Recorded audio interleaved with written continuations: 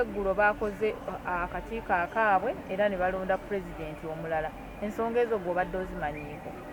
Ani njagala okwogera ku kintu kyetegeera obulungi.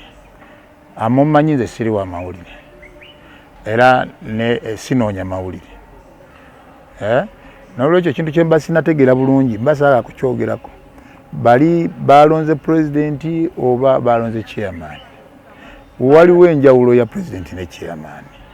Balonze pulezidenti wa Kadongo Kamu agenda obbakiikirira mukulu Sebata. Mbugwe ebintu byo baabikooye. Nanti era bwe baali bakooye bulijjo obwa Kadongo Kamu si bwansikirano. Nze ndowooza nti obwa Kadongo Kamu mu bukulembeze si bwansikirano era buliko ekiseera ekikkomo. Naye amateeka n'obukwakulizo nga balonda obwa Kadongo Kamu obwa pulezidenti wa Kadongo Kamu bigobererwa. Bwasooka okutuukirira ku by'okulonda nga gw'olemedde ku mutebe y'ensonga lwaki baakoze ekyo? Basooka okuntuukirira ku by'okulonda. Okulonda pulezidenti. Ate bo bawandiika ku bbaluwa nga beetaaga okulonda kubeewo. Bagirinako kopi nga bagiwaayereza office.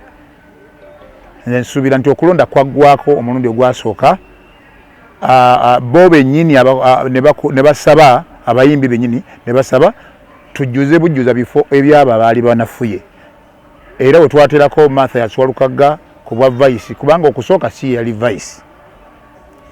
Ne tulonda ekisanja ne kyaddamu ne kiggwako biseera bya COVID. Bo bennyini ne basaba nti COVID ono lockdown zimale okuggwa tujja kutegeka okulonda. Naye nalina project mbiseera ebyo ba dirujengo ba ey'okubasakira nga bulijjo kubanga nze obukulembeze bwange bwe bwajja Kadongo Kamu naafuna obwegassi. Natandika okulwanirira ekintu kya bwa Kadongo Kamu okwegatta abayimbi abo mbasanze buli muyimbi tasemberera munne era nga balina ebibiina byabwe bye bakolera omumatendo kulabako ani ate nga balinamu n'ebintu ebyo byengeri sisemberera gundi bagamba mulogo gundi akola biki. Nkoze omulimu gw'amaanyi nnyo nga ate ndina mwana muto okusobola okutuukira bakitanga abo ne mbaga bannange situna gye tugenda kutwala music wa Uganda. Okusooka mwami Sebata ofiiriddwa empologoma zino Basuda afudde, Kasozi afudde, Kafeera afudde. Kakati gw'ogenda kusigala omu nga bakuba mu biseera ebyo yalina obuzibu bw'okusibako ekintu ekyo Sebata mulogo. Abayigozi tebagala kuyimba naye abangi tebagala kuyimba naye. Ne muka kati ogenda kubeera wano ofuuke punching bag nga buli muntu ate nga alama Kadongo Kamu tebakulwanirira banno. Kati kiki ekigenda okumalawo ekyo? Twegatte. Ne mba noonya nnyo okusobola okubamatiza okugattagana. Awo wonna nkozeewo. N'obukulembeze buno badde buteeka okukyuka. Engeri bwe bwalondebwa. Ministry ya gender yeteekeddwa okulondesa Kadongo Kamu. So si bannamawulire Ssaalongo Kadongo ndi anize owa Simba. Talina buyinza wadde n'akamu obusobola okulondesa Kadongo Kamu. Ministry badde bagiwandiikira.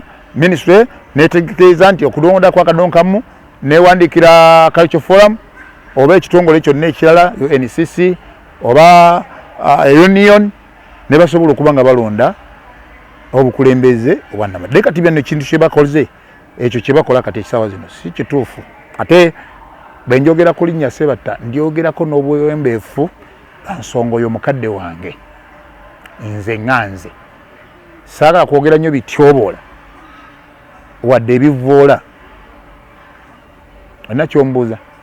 Babadde bava ewuwo okugenda okukola ekibiina kyabwe baalizayinize bakutegeezezzaako kati byonna biri mu bumenyi bw'amateeka. Kadongo Kamu yali gyesalinga abantu abo mu 2017 bali registered. Tulina forms zaabwe okujjuza form oyagijjuza yonna n'obulamu bwo n'ogamba nti ndi n'ofuna ne kaadi okugenda okulonda ekintu kibiina ekirala oteekwa okuba nga walizayinize mu kibiina kino kyewasooka. Sirabanga ku bbaluwa ya muntu n'omu eŋŋamba nti tukooye obukulembeze bwammwe eba n'ekibiina. kitegeeza bakyali bammemba bakyali bammemba bakamuta kubanga bakamuta Kadongo Kamu Music Theatre Association ye batwala abo abamu bakyalina bakulembeze nga Mathias Olukaga akyali mukulembeze kuli ku kakiiko kali Celeste Kasule akyali mukulembeze kuli yalondebwa abayimbi bwe babadde balonda ebintu byabwe babadde nga 27 uffe tulina fayiro eriko abayimbi 8 tulina abayimbi abali mu bitundu ebyenjawulo tulina abayimbi Mbale tulina abayimbi Busoga tulina abayimbi Mbalala tulina abayimbi Kasese n'obukulembeze bwayo bwalondebwa Kamuta emukono wa Brigata yonna ina Greta Masaka bichi byonna tubayinayo abakulembeze bakamuta bali badde batula ne balonda kubanga nze nabasuubiza kisigenda nakudda ku bukulembeze anti kati bo beekozeemu omulimu bonga abamanya bo ne bavaayo kakati gwe mu kibi obwo bwe bulwadde bwenzize nwana ku mukama wange mukadde wange Fred Sebata ne mugamba nti teriyo tooke litabeera nandu obuzibu bwa Kadongo Kamu ba stars tibagala kuwulira nti waliyo muyimbi omulala omutazze kubanga nze nkubuulira nabo bakazi bwe kapo nze mbaleeserwa mpako kufuuka ba star essaawa zino bagadde n'okwekutulamu mu bukulembeze bwange nga bagala bakole ekiwayo ekya legend era bakolako naddala akabiina ne bakayita okukula zaabu naye ng'entabwe yonna y'abaana bano bato lwaki nkwata abaana bano abato mbafuule ba star kati obuzibu bwonna obuli wano bwanze kulowooza baana bato kubanga nze wenzijidde mu Kadongo Kamu kati wakyali muwala ayagala kuyimba Kadongo Kamu basitabu wabano bonna bazze ba Kadongo Kamu ne bakyuka abayimbi bangi nnyo besigenda kumenya amanya kuba kati bamanya nga bajidde mu Kadongo Kamu ne basanga Kadongo Kamu ng'afuuse kivume ne bakyuka ne bagenda naye mwami Sebata abaddewo ngera w'amaanyi Kadongo Kamu n'afuuka ekivume nga waali mu kisaawe Kadongo Kamu agudde mwami Sebata waali mpuliriza mwami Walukaga n'afuba naye nga tene Walukaga talina agoberera nenze kennyini njagala obuze kazibe kapo enfaako gye mufuddeko nze nenyimiriza ne music wange nga nze ndaba kazibe kapo asobola okuvaayo essaawa zino mwami Abudumulasi akkiridde amaanyi nga Kadongo Kamu mwami Sebata abo weebali obukulembeze buno kati ekitibuleeseemu obuzibu byanfuna nti nze mpalinidde Kadongo Kamu ataliiko kusolooza mu ssolo naye asobodde okuba ng'alina essente zisobola nga okujjanjaba abayimbi okukolerako abamu mu videos okujjanjaba kati nga mukyala Nabatooyo abadde atwalirwa ebintu biki byengeri ng'eyo naye nga Kadongo Kamu yabikola kati wano mu lockdown nakola bwomu nga gavumenti empadde kyonna naye nasobola okusaka emmere nabiki byonna ne ntandika okuvuga emmotoka kubanga enguudo zaali nzigale nga pick up yokka ekkirizibwa okutambula naye nasobola okutambuza emmotoka n'ekiro ku ssaawa 6 nnoonya bayimbi navuga nju ku nju ne bandagirira nga bayimbi ne basangeri sobola okubunyisa abayimbi bange emmere awuliriza so ebintu bingi nnyo bwe twali tujja mu Kadongo Kamu office bwe bannonda nze bannonda tewali office esobodde okubaawo emyaka 7 emyaka kati gino gigenda mu 7 tewali asasula tebamanya vaawa aye nabo bennyini nga bazinona ngenda kola kivulu tuwelete milioni 4 twagala kivulu milioni 10 kati baba babadde bamanyi nti ezo sente zivaawa kakati sawa zino ebyenfuna nti baategedde nti tusobola okugenda mu gavumenti netuwaayo akasente kati ate ono president waffe ate akwata akasente kaffe ate n'akawaako bano abaana entabwe yonna eri wa Kadongo Kamu star tebaagala baana baliddawo abayimbi bano abato abanajja nabagereza ne bagamba nange nti bwe muba mwagala tukyusa obukulembeze nti kati bwe buba mu kukulembeze buno tebutambudde bulungi obwange nti naye era bulina gye butusenvudde kati okutulaga nti n'abayimbi basobola okwegatta kizze ku mulembe gwange mpuliriza okuteesa ne CBS ku byennyimba byengeri ng'eyo kizze ku mulembe gwange kazibu kapo okusembera mwami Sebata banyumyemu kizze ku mulembe gwange ompuliriza naye ebirala byonna naye nno obukulembeze buno nze siri mabega wa kubukyusa si wakanya kubukyusa bukulembeze naye abakulu abo amagezi gembawa bakomewo besimbewo mu Kamuta kubanga Kamuta ye yaabwe kitegeeza Kadongo Kamu bwe banaaba bagenze bwe batyo ne bamala weeks 2 nga bali mu eyo embeera kitegeeza bagenda kuweererwa ddala okuddamu okwogera ku kigambo Kadongo Kamu. Nze n'olukiiko lwange olwasigaddewo tugenda kuwandiika ebbaluwa tugiweereze ministry ffe gye tumanye tutwala tugisabe okulonda obukulembeze bwa Kadongo Kamu. Bakyalina omukisa mu wiikisi 2 okukomawo ne beesimba mu Kadongo Kamu wano. Oyo mwami Sebata n'awangula anaaba yeesimbyewo. Naye kati ye kyeyatidde batiitiizi yategedde nti bw'ajja nange n'enzija mu bookisi ayinza n'okusangamu obululu nga 20. Wano tuwaliwo omuyimbi asobola kunneesimbako ku byenkoza. Abayimbi bwe bali naye basirise ebintu babiraba naye basirise. Omuntu gwe njogerako wa kitiibwa nnyo mu ggwanga muno kuba yayimba nnyo. Era nze simanyi na lwaki gavumenti tevaayo kusiima Sebata oyo. Simanyi lwaki gavumenti tevaayo kusiima Sebata kubanga Sebata gwe njogerako mpologoma nnyo wano mu Uganda. Sigamba mu country music mwokka Sebata tayimbidde country music yokka. N'abayimbi bonna bolaba kati abetutumu buli muntu yenna yalisaanye okusanga Sebata ne yeewetako. Naye amateeka n'obukwagulizo bye bitagobereddwa ne kye baakoze si kibi kuba buli muntu yeerwanako. Kati abayimbi abo mulaba baatuka mu mbeera ekoowa bakooye balaba bo bakoze ekibasemberedde ekisenge. Omanyi omuntu onnyuka tebalaba kye bannyuse nakyo naye ebyera ng'embeera evudde ku gavumenti butayamba industry z'abasajja kati ngaabo kubanga aba Nigeria abasajja bwe bakulanga abo baregenti babakaddiya ne babawaako akasiimo kuba Sebata musomesa asomesezza eggwanga asomesezza obufumbo asomesezza biki asomesezza abantu kuki Walukaga basomesa ayimbye school fees wano Walukaga school fees okusoma kunaakomawa bulina kugenda komadi naye kati bino byonna bivaayo olw'okuba nti twafuuka bakwetakulira baddidde empologoma yaabwe. Kubanze abayimbi ba Kadongo Kamu ne bwe balindabye baligambye nti Katonda yatuma malayika ono ajje atubeererewo. Naye kati entabwe eri ku ssente ezaava ewa Mukama waffe yali yatwewolera mu microfinance tusobole okukulaakulana. Naye nze ndowooza tetebaategeera mulamwa gwa ssente zajjira ki. Bwe baba baagutegeera balinamu ekiwuggwe kiri eky'omululu. Omanyi abaana akabeera mu maka nga temuli mmere bwe katuuka ku mbaga okalabirawo kalya nnyo nga kalowooza kagenda kugimalawo yonna yafumbiddwa ate ogenda okanga tekoze eki.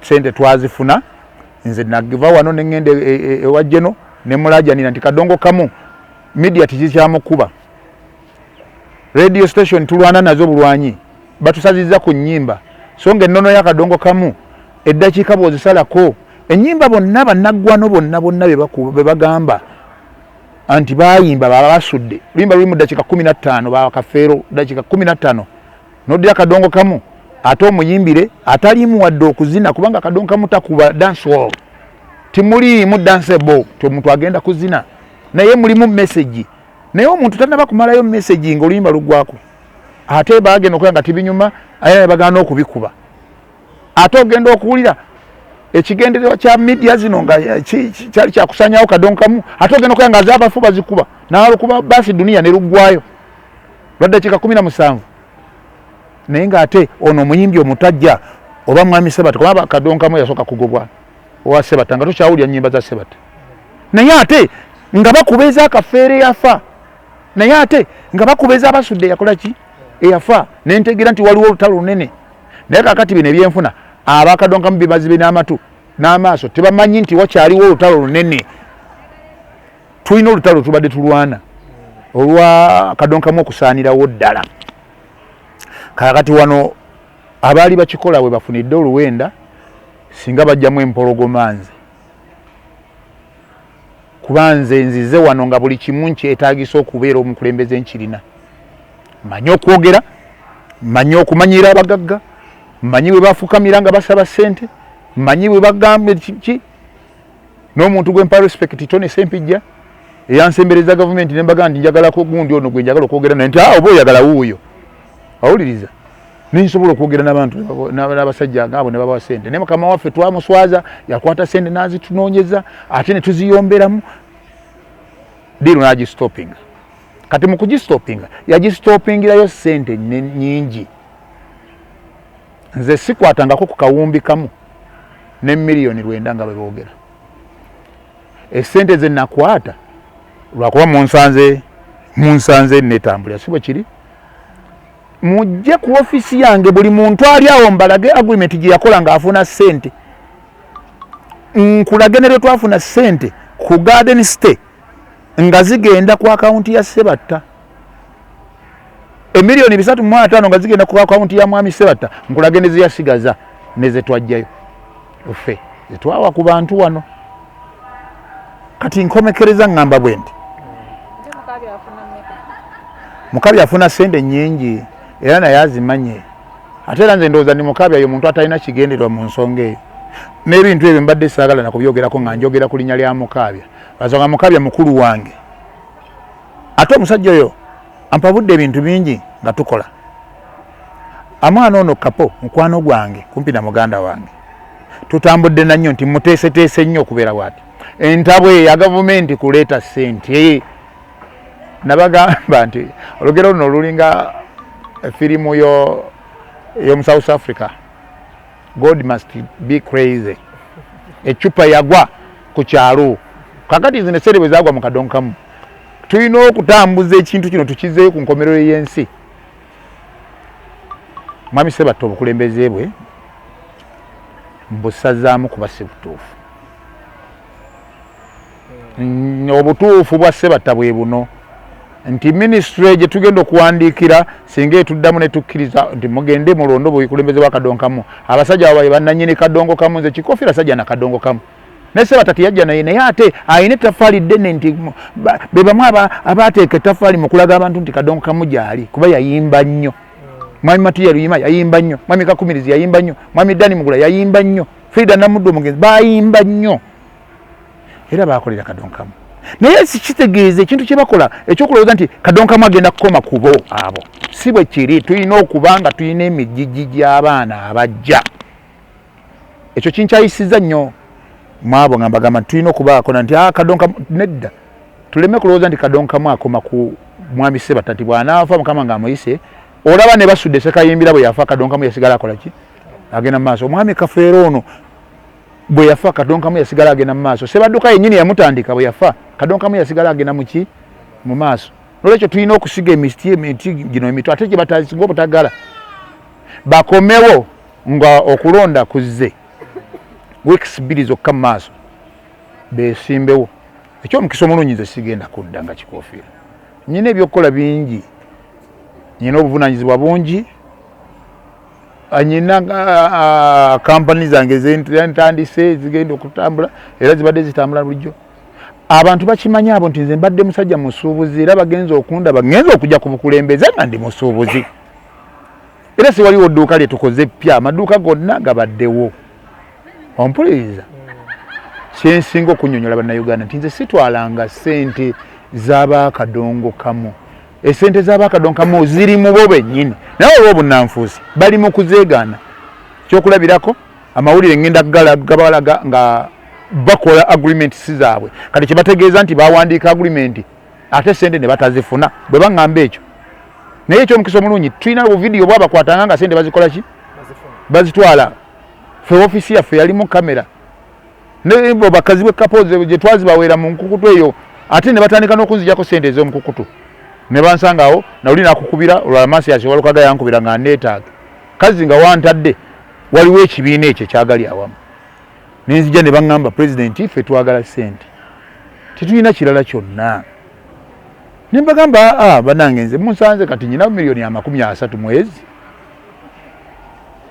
Naye nze mbadde ndowooza nti si bwe tutyo twalitambuza ekintu kino twalitambuza nga tusinziira ku biki.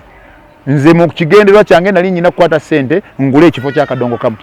Ne tukirabe Salama Road wali ng'amaka bagatunda miliyoni 5 mwana. Tebaŋŋanya kuwaayo sente ezo.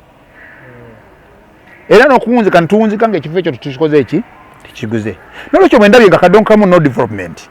Ne ŋŋamba nedda kankole ku birala. Kati mwami Sebata ave ku ebyo ebyejjinjirizi byakola ebitaliimu. Kulajje akulembere bano abantu bonna abali mu baasi. Abakamuta abatwale kubanga naye asobola Kikofira nze sibambajjamu Kadongo Kamu n'omukulembeze omulala yenna tuwe mukisa abantu besimbewo abakuba obululu kubanga tagenda kwesimbawo nange nze sigenda kudda ompulirize naye kye yakoze kiri mu makubo makyamu era kigenda kusazibwamu kubanga kyalondeddwa mu nkukutu nga beekwese tebayisa Kadongo Kamu tebamuwadde mukisa kwesalirawo kwani agenda obatwala mu maaso era bw'ati bwe yeetunga ku federation eri mbu yeye agenda okubeera omubaka wa Kadongo Kamu nedda Kadongo Kamu yalina okusindika omubaka okugenda ku federation wali obukulembeze bwa Sebata buli X era neyo Kamau simanyi Kamau sitekedde najjogerako era nali badde muzibu nnyo singa yazze n'ayimirira awo mukadde wange n'agamba nti mukulembeze wa Kamuta batyayo wocha kyeboogera kifu